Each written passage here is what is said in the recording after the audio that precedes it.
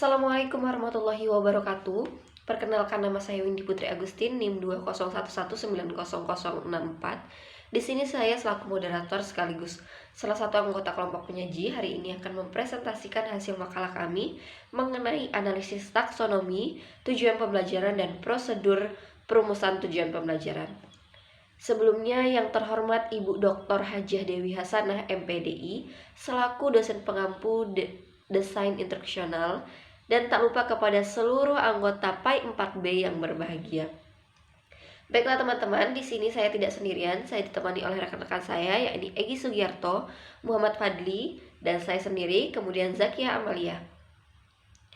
Untuk pembahasan yang langsung saja, tanpa memperpanjang mukadimah, untuk pembahasan yang pertama akan dijelaskan oleh rekan saya.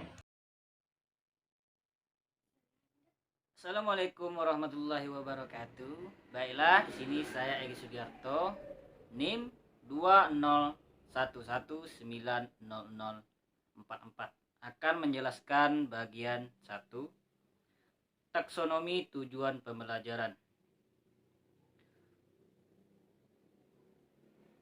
Pada tahun 1956,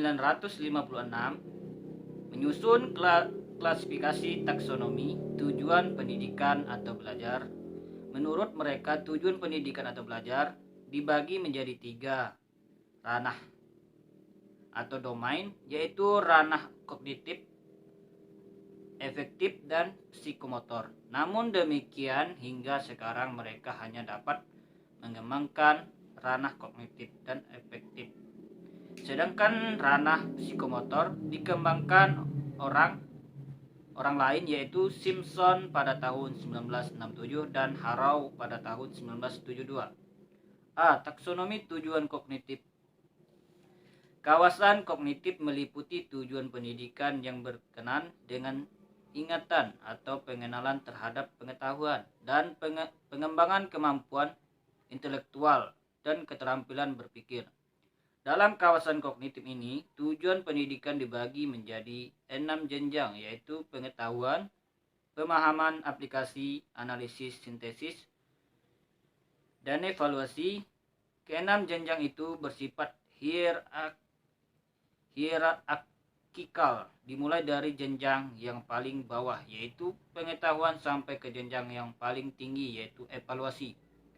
Artinya jenjang di bawah menjadi prasyarat untuk jenjang di atasnya. Jenjang yang bawahnya itu harus dicapai lebih dahulu agar dapat mencapai jenjang yang di atasnya. Konsep penjenjangan dalam kawasan kognitif ini sangat populer dan sampai saat ini digunakan secara sangat intensif dalam dunia pendidikan, khususnya dalam pengembangan tes hasil belajar.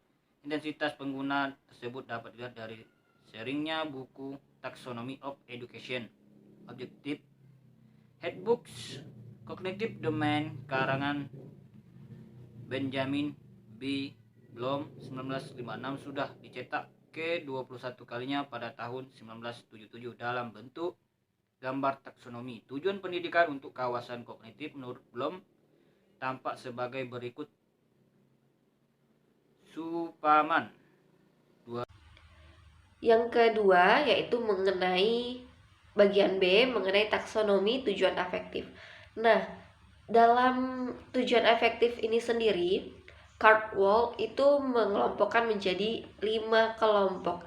Yang pertama itu ada pengenalan atau penerimaan, yang mana tujuan ini dibuat untuk mengharapkan agar peserta didik itu lebih mengenal, bersedia, menerima, dan memperhatikan bagaimana sih berbagai stimulus yang ada. Nah, kemudian yang kedua itu ada pemberian respon.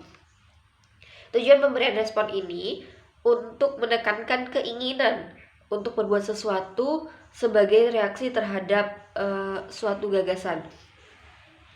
Yang ketiga ada penghargaan terhadap nilai. Nah, penghargaan ini terhadap nilai merupakan perasaan yang mana keyakinan atau tanggapan bahwa suatu gagasan benda ini atau cara berpikir tertentu memiliki nilai atau worth.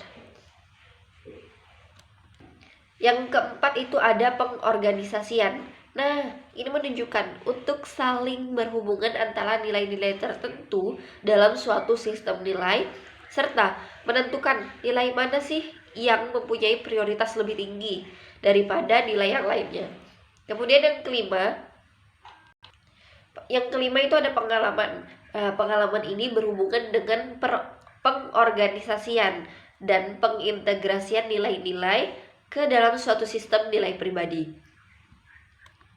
Nah, teman-teman, itulah tadi hasil penjelasan dari saya mengenai sub yang B, yaitu taksonomi tujuan afektif.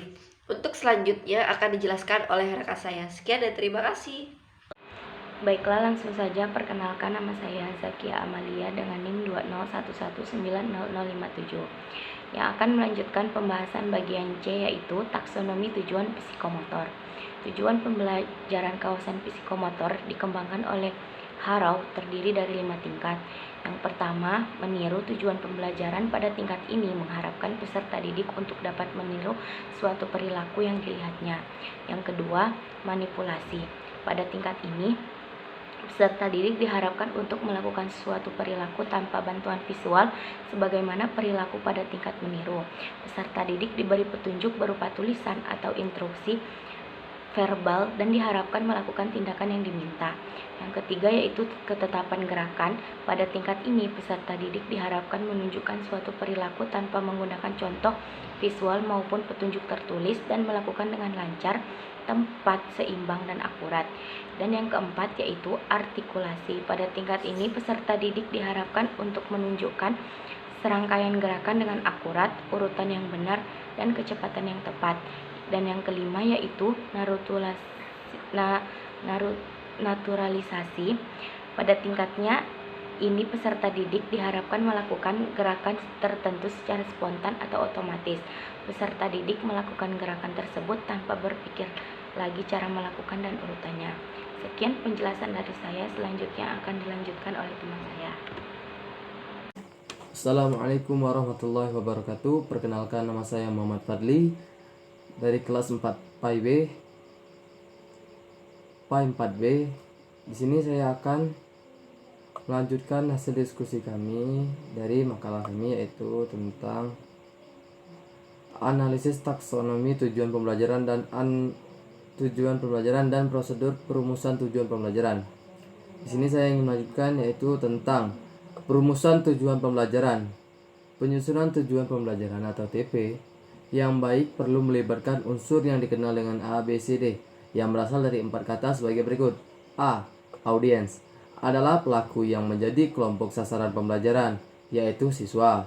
Dalam TP harus dijelaskan siapa siswa yang mengikuti pembelajaran itu. Keterangan mengenai kelompok siswa-mahasiswa yang akan menjadi kelompok sasaran pembelajaran diusahakan spesifik mungkin. B. Behavior adalah perilaku spesifik khusus yang diharapkan dilakukan peserta didik setelah selesai mengikuti proses pembelajaran. Perilaku ini terdiri atas 2 bagian penting, yaitu kata kerja dan objek. Kata kerja menunjukkan bagaimana peserta didik menunjukkan sesuatu, seperti menyebutkan, menganalisis, menyusun, dan sebagainya. Yang C. Condition adalah kondisi yang dijadikan syarat atau alat yang digunakan pada saat peserta didik diuji kinerja pelajarannya. TP yang baik di samping memutar unsur penyebutan audiens atau peserta didik sebagai subjek belajar dan perilaku, hendaknya pula mengandung unsur yang memberi petunjuk kepada penyusun tes mengenai kondisi atau dalam keadaan bagaimana siswa diharapkan mempertunjukkan perilaku yang dikehendaki pada saat diuji. D, yang terakhir ya D, degree adalah derajat atau tingkatan keberhasilan yang ditargetkan harus dicapai peserta didik dalam mempertunjukkan perilaku hasil belajar.